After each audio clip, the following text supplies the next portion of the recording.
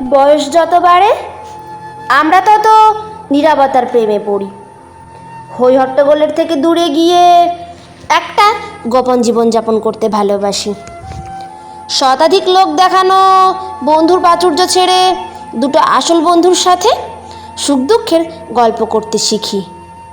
দেখনদারি সম্পর্কের ঊর্ধ্বে গিয়ে খুব গোপনে কারোর কাঁধে মাথা রেখে সূর্যাস্ত দেখতে শিখি।